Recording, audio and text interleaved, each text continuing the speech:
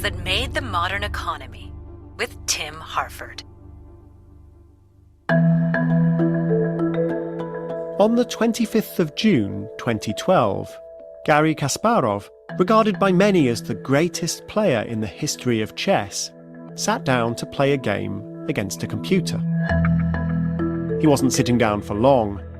Checkmate took 16 moves and a mere 40 seconds, leaving Kasparov apologising for winning so quickly. The computer program, Turochamp, is noteworthy not for its strength, but its history. It had been written in 1948 by the mathematician, codebreaker, and computer pioneer Alan Turing. The program looked at a few hundred options and made the move that produced the position with the highest value. On a modern laptop, that calculation takes a fraction of a second.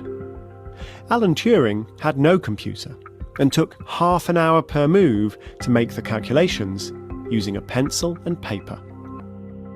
Kasparov was in awe that Turing had written a computer algorithm without a computer. An algorithm is a step-by-step procedure, a set of well-defined instructions that one follows to produce a result, a recipe written by an infinitely pedantic chef.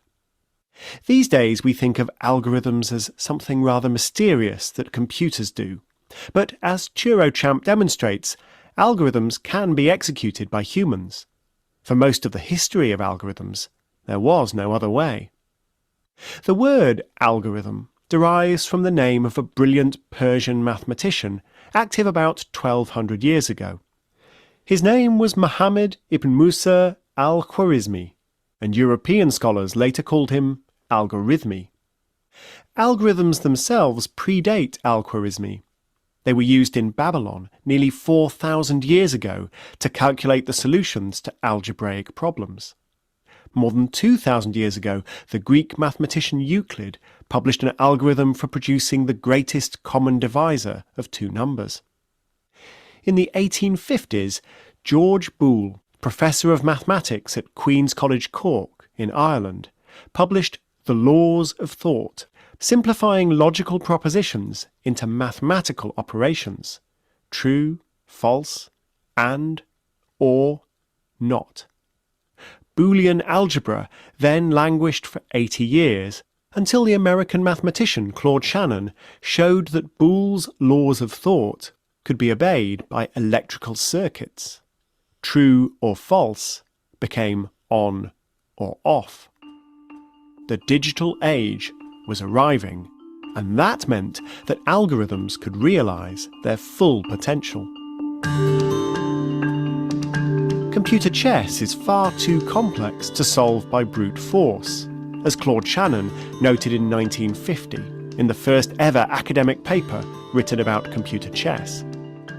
Shannon wrote, "The problem is not that of designing a machine to play perfect chess, which is quite impractical, nor one which merely plays legal chess, which is trivial. We would like to play a skillful game, perhaps comparable to that of a good human player." Comparable to that of a good human. That's where all this is going, is it not? Could a mere algorithm, grinding mindlessly through a pre-specified procedure, outperform the human mind? And what else might such an algorithm achieve? Turing and Shannon were intrigued by computer chess as a way of exploring how machines could think. For a long time, chess mastery seemed to be ineffable. Think about Alan Turing the man versus Alan Turing the human calculator following the Turochamp algorithm. Turing could have played a better game of chess by relying on his intuition, and with far less effort. But he could never have explained quite how. Douglas Hofstadter, the author of Gödel, Escher, Bach, a 1979 book about the emergence of intelligence, argued that a computer that was sophisticated enough to be the world champion at chess simply couldn't help but be intelligent in other ways. "I'm bored with chess," it might reply, when challenged to a game. Let's talk about poetry. But computer chess proved to be more routine than Hofstadter had expected. The first computer to beat a human world champion, Kasparov himself in 1997, was IBM's Deep Blue. It never broached the topic of poetry. It worked much like TuroChamp, except that it examined 150 million positions a second and was supported by a huge library of human game openings. One move that dismayed and defeated Kasparov was simply plucked out of Deep Blue's library of games played by humans. How mundane. Hofstadter was exasperated by Deep Blue's failure to be a truly general artificial intelligence. Problem solving without human-like thought, he complained, was trickery. IBM's attitude is typical of successful algorithmic design today. Programmers don't try to emulate human cognition. They want their computers to deliver results.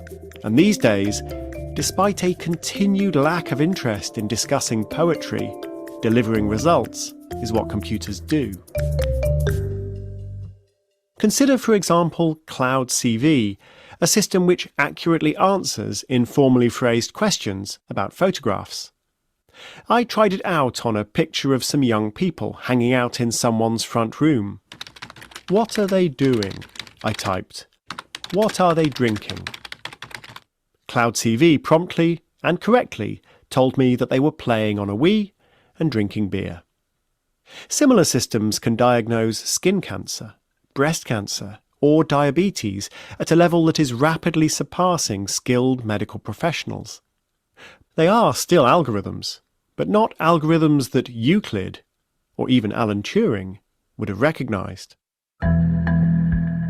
Then there's AlphaZero, the game learning algorithm developed by DeepMind, a sister company of Google. In 2017, AlphaZero trained itself in a matter of a few hours to thrash the best chess-playing software, Stockfish, and the best Go program, AlphaGo Zero, both of which easily beat the best humans. Kasparov points out that AlphaZero effectively programs itself. Humans wrote the learning algorithm, then the learning algorithm wrote a program to play chess far better than any human. While AlphaZero is exceptional, there's nothing exceptional about computers writing their own programs. Many modern algorithms work by generating their own rules to fit the data they're being shown. If the last decade is any guide, then algorithms may be able to outperform humans at far more than chess and Go. Step by step can take you a very long way, as long as you don't have to plan each of those steps with paper and a pencil.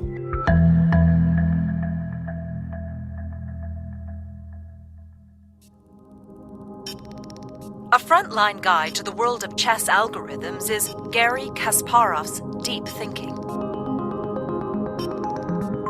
For a full list of our sources, please see bbcworldservice.com/50things.